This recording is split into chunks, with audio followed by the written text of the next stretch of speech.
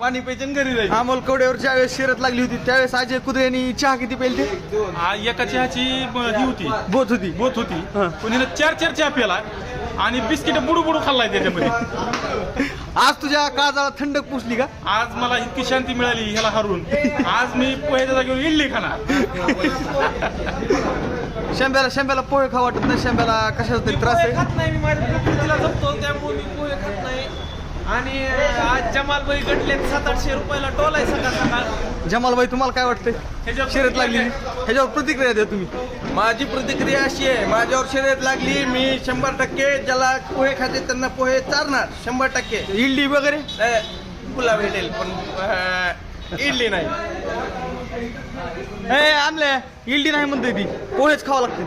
नाही सगळ्यांना पोहे झाल्यानंतर मी इडली स्पेशल घेणार. स्पेशल नाही. ए अजय मी पैसे देणार नाही, तुमचं तुम्ही बघा.